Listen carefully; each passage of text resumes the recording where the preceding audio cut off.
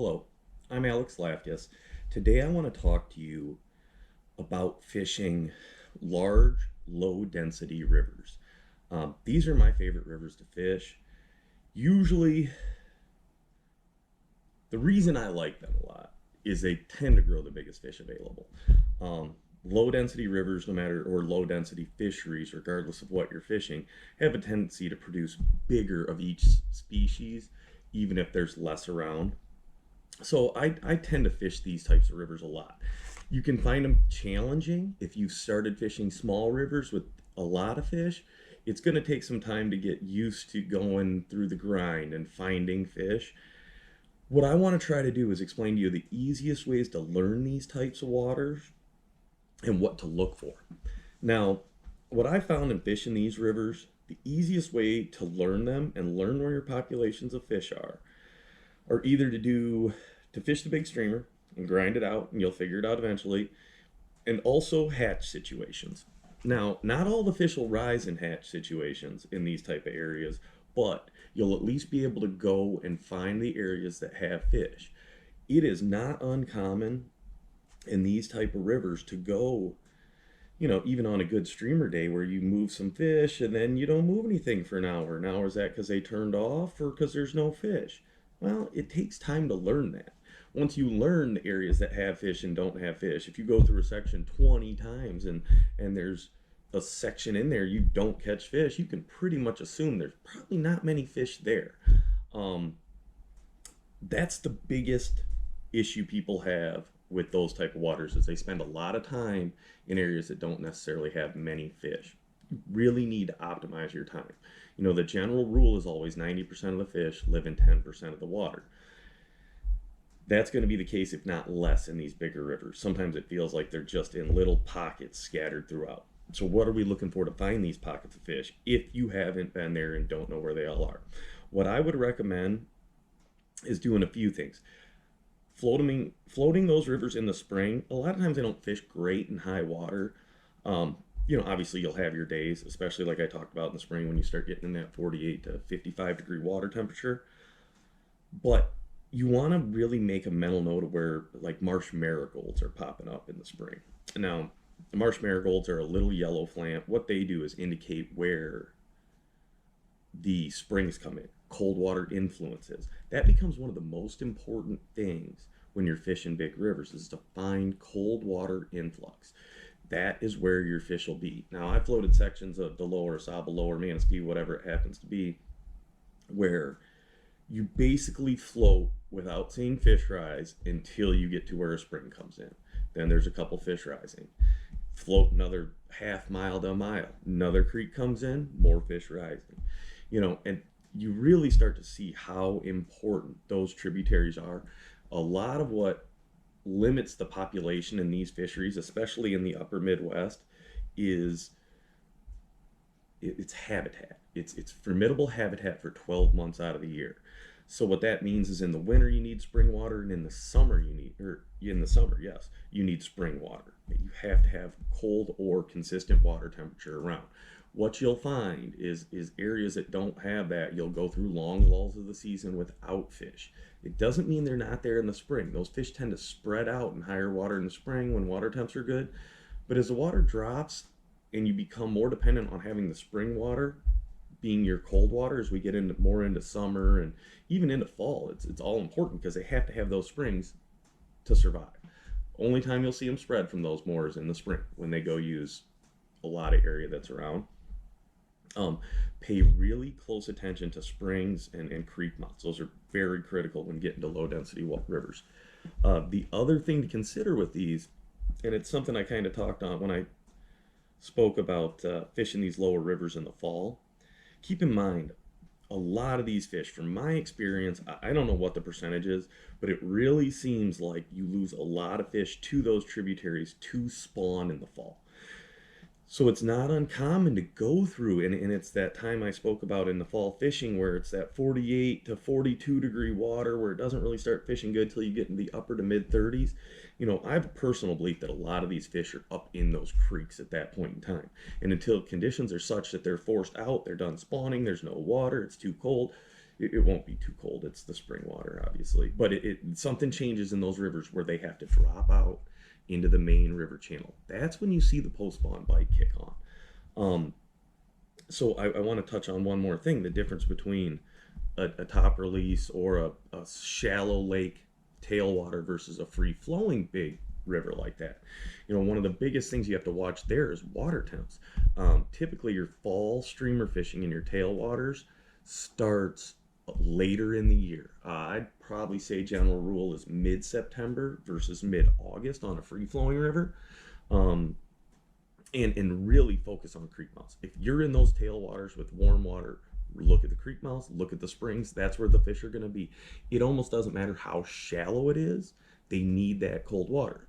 And that's something you also have to keep in mind. Not most of these springs where we are at in northern Michigan are little seeps of current, tiny little creeks, this wide, this wide.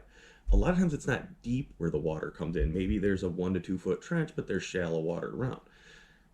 Those are still good spots regardless of depth.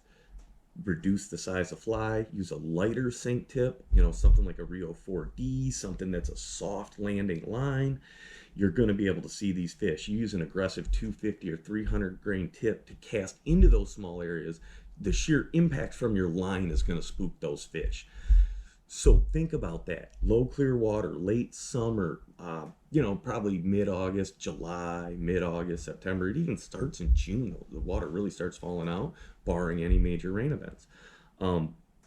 Look for those creek mouths, and don't be afraid to fish smaller flies on light tips to fish those shallow edges. Those become very important. Like I said, especially in anywhere. Lower rivers in general that see high water temps, you need creek mouths. A couple other things I look for is I want to find more traditional trout water. I want to look at it and see a bump in the current, see some speed, see a little bit of pace. Real froggy, slow water is not very productive. You can get lulled into fishing that in the spring because you can't see into the water. You don't really know what's going on there. The water's dirty, it all looks good. It's not. The way you learn what is good and what isn't is you spend some time in there when the water is low. And you learn where the 1 foot flats are that don't really hold fish any time of year. You find the nice little pockets and trenches, but you really have to spend time on those rivers in low water situations to really identify where the key structure is. And the reason is you can easily go to one side, fish a side, and totally miss what's on the other bank because one side looked better. It's not necessarily that case. There's a lot of times where I always thought, say one side looks good, you go check out the other side, and it's like, oh, wait a minute. So you really got to spend some time looking around in these bigger rivers. Low water in the summers will help you do that. The other thing to think about when you're fishing bigger, low-density rivers is a lot of spots, it's not a small river now where it's a wood pile in a corner. Now all of a sudden, it's a wood pile with a pocket in the middle and a shallow flat to the left. Okay, so to where it's so condensed in the upper river that you basically have one way to work around a spot if you're rowing or wading. Now in the lower river, we can actually adjust our boat, put it in say 3, 4, 5 different lanes to fish different avenues of that river. That is a big thing that I do. If I've got a good corner that I'm not moving fish in, that I should or I think I should, I'm going to approach it a little different. Maybe I'll fish, instead of casting at the big wood pile, maybe I'll try to keep the boat shallow and fish the pocket in the middle. Maybe if the water's high in the spring, instead of playing with this big deep back eddy, we're going to fish that shallow inside. Or maybe they're not on that shallow inside, and where you're seeing them is on the sand lift up before it goes to the flat. There's a lot of different things and different ways to approach these areas in bigger rivers. Learning those ways, trying different ways, really going to help you put together how to fish that big river. I like to have a track of where I'm going to go, knowing where the best spots are. Now, if there's spots that I haven't caught fish that I think I should, that's when I really start adjusting, trying to figure out where those fish are and why I'm not catching them in the spot. Frankly, by mixing it up and doing it a lot, you're going to find those spots and you're going to be able to catch fish in areas you weren't. That's critical. You can use that in a lot of different big rivers, especially as you get down to those big southern tailwaters. You know, a lot of times I learned that fishing at night with no lights. So, you know, my way of learning that river was more to look at the entire river and go, okay, I'm a third of the way or I'm a quarter of the way. I'm fishing this quarter of the river in the dark. It makes it easier for me to adjust my boat and put it into position if I just look at, say, 25% of that river at a time because it's so big. Up here, it's more 50-50. I'd say these rivers are a little smaller, so it's kind of like outside, middle if you can, if the inside provides you an area to put it. Sometimes it gets really tight and you really don't have many options. Those tight areas are areas I don't typically catch fish on streamers. I think they're good to walk in and fish, but if you're in a boat, a lot of times you're spooking those fish before you get on them in narrow areas. So try to use longer casts when you can, no matter where you're fishing, guys. That's a major thing. Another thing that'll help you kind of find good water, fishing big, low density rivers, look at a couple of things. Look at stocking data. If you want to find fish, you will see that in a lot of these low density fisheries, the state of Michigan and other states will supplement some of those lower density areas. What you find there is there's stocker fish, which are dumb, easier to catch, but they grow pretty fast, get pretty big, and you know, like I said, they're easy to catch and they're available. You will see densities increase.